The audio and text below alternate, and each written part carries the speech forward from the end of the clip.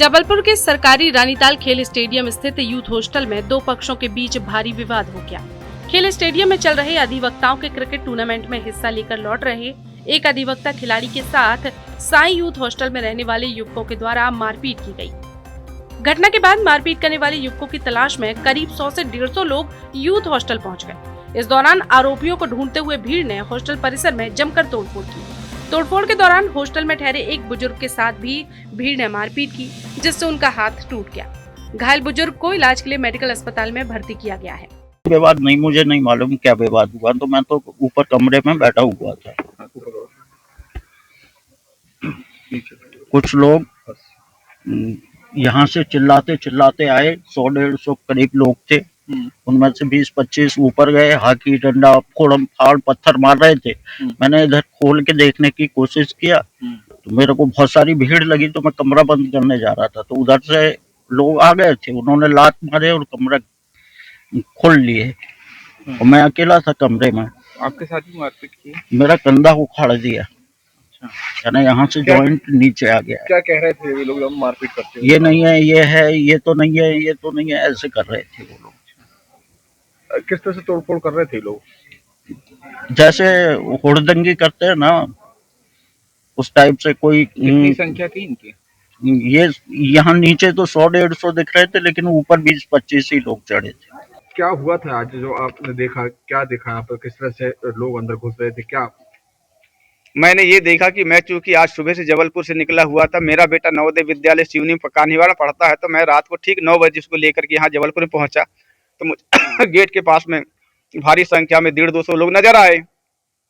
तो मैंने पूछा पता नहीं क्या है, तो मेरा गेट भी, मेन गेट जो एंट्रेंस वाला गेट होता है, उसमें ताला, बड़ा सा ताला लगा हुआ था। ताला तोड़ के अंदर आ गए थे और मेरा चैनल गेट, जैसे मैं अंदर घुसा, अंदर चैनल गेट भी, कैमरा भी देख सकते हैं आप, हमारा चैनल गेट का ताला तोड़ करके 100-150 की संख्या में लोग यहाँ पे आए और पूरे बिल्डिंग में एक व्यक्ति मात्र रुका हुआ था। एक व्यक्ति के इतनी ज्यादा चोट आई है, उनको लात घूसे से मारे, हाकी मेरे हाथ में है, हाकी से मारा है। पूरे बिल्डिंग के कम से कम लाखों रुपए के कांच इनको बर्बाद चकनाचूर कर दिया है। आप कैमरा में देख सकते हैं। और कितने कमरों में तोड़फोड़ की है लोगों ने? यहाँ पे 17 कमरे हैं। 17 कमरे में से 9 कमरों की तोड़फोड़ की, चकनाचूर, कांच वाच रंचून कर दी है। वाटर कूलर लात मार के तोड़ दिया हुआ है। इवन ऑफिस में भी बहुत तोड़फोड़ मचा हुआ है। जो विवाद बता पाए तो किन लोगों से ये विवाद हुआ था और ये कौन लोग थे जो तोड़फोड़ कर? मुझे तो यहाँ नहीं था, मगर मुझे बाद में पता चला कि हमारे बाजू में भारतीय खेल प्राधिकरण का हॉस्टल है, वहाँ के कराटे के बच्चों ने कुछ उधम किया है या झगड़ा वगड़ा किया होगा। उनको शक के बुनियाद पे यहाँ पे यूथ हॉस्टल में आए, जबकि यूथ हॉस्टल में कोई लेना देना नहीं है। यूथ हॉस्टल में कोई ना खिलाड़ी रहता है ना कोई व्यक्ति है। पूरी तरह पूरी बिल्डिंग खाली है आज की डेट में। आगे जो तोड़फोड़ कर रहे थे कौन लोग थे? कुछ ये सारे वकीलों का दल था। ये क्या कह रहे थे जब अंदर तोड़फोड़ कर रहे थे? मैं तो सुना नहीं, क्योंकि मैं डर के मारे भाग गया था, अंदर ही कमरे में छुपा हुआ था। मेरे कर्मचारी, अगर मेरे कर्मचारी सामने वामने होते तो शायद इनकी भी जान की बनी पड़ती। आज 1-2 लोग जान से हाथ चले, तलवार बल्ले लेकर चले अपने हॉस्टल में, माँ बुरी तरह गाली उन्होंने दिया। कौन सा परिसर है जहाँ पर? ये रानीताल खेल परिसर है, यूथ हॉस्टल है, गवर्नमेंट ऑफ इंडिया का। जिला अधिवक्ता संघ और मध्य प्रदेश उच्च न्यायालय के संयुक्त तत्वाधान में रानीताल मैदान में लगातार हमारी क्रिकेट लीग की मैचेस हो रहे हैं। अधिवक्ता महोदय जो हमारे इंजर्ड हुए हैं, जिनको बहुत गंदे तरीके से मारपीट जो की गई है, ये थे साई हॉस्टल में आने वाले जो विद्यार्थी वहाँ थे।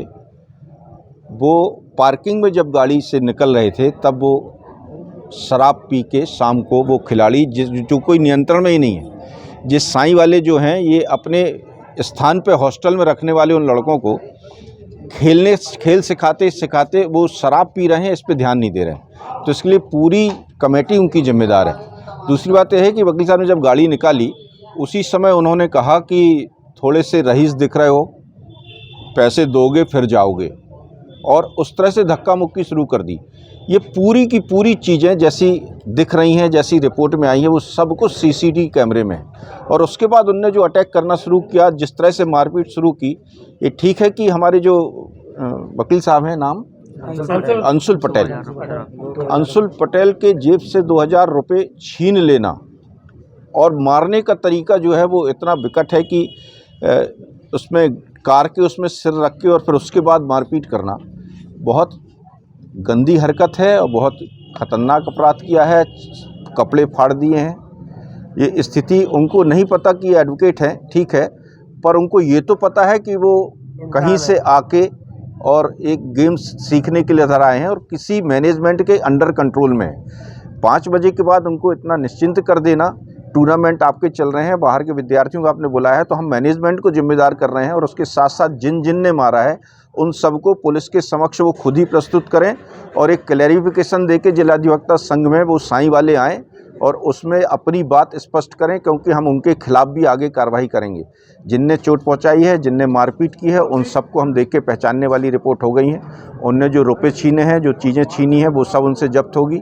लाडगंज पुलिस मुस्तैदी से काम कर रही है और हम चाहते हैं कि इसमें इंसाफ होगा और दोबारा इस तरह की गतिविधि रिपीट ना हो पाए।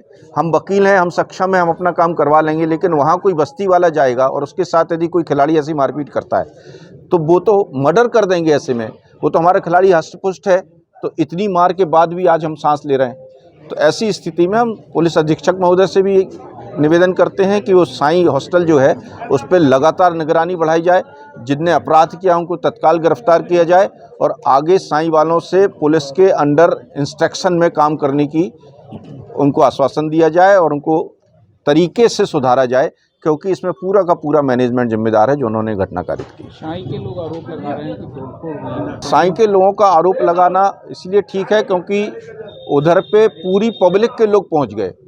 वकील तो थाने पहुंच पाए क्योंकि मैच समाप्त हो गया था, 2-4 वकील ही वहाँ बचे थे, जिसमें गोविंद थे, उनके साथ उनने जब बचाने की कोशिश की तो उसके हाथ भी फ्रैक्चर हो गया।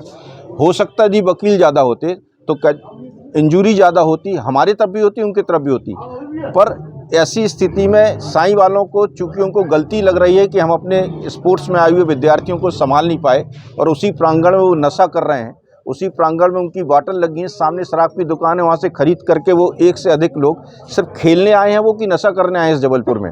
ऐसी स्थिति में उनका आरोप लगाना सिर्फ खुद को बचाने का प्रयास हो सकता है और आगे कार्रवाइयाँ जो होगी वो हम लोग अपने हिसाब से तय करेंगे। ये थाना लॉर्डगंज अंतर्गत रानीताल स्टेडियम है, ये वहाँ की घटना है। यहाँ पर सूचना आई थी कि किसी व्यक्ति हैं जो पेशे से वकील बताए जा रहे हैं, उनके साथ मारपीट हुई है।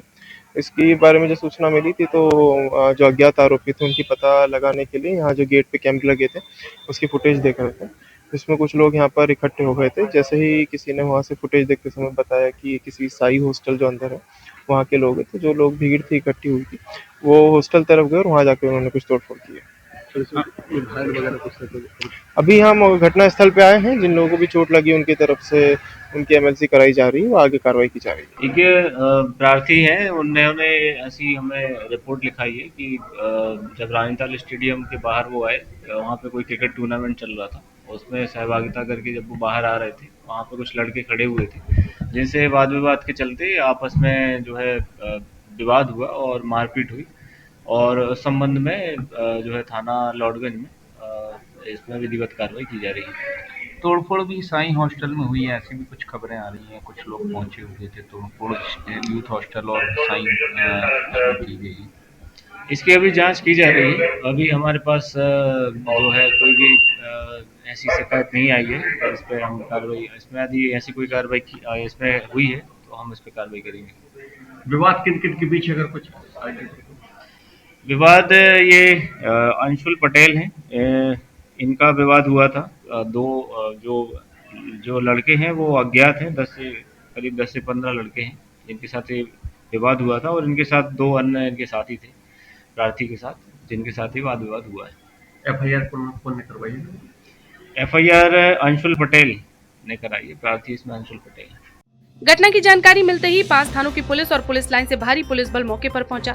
साथ ही एडिशनल एसपी और सीएसपी भी घटनास्थल पर पहुंचे। पीड़ित अंशुल पटेल की शिकायत पर पूरे मामले में एफआईआर दर्ज की जा रही है। मामला लाडगंज थाना क्षेत्र का।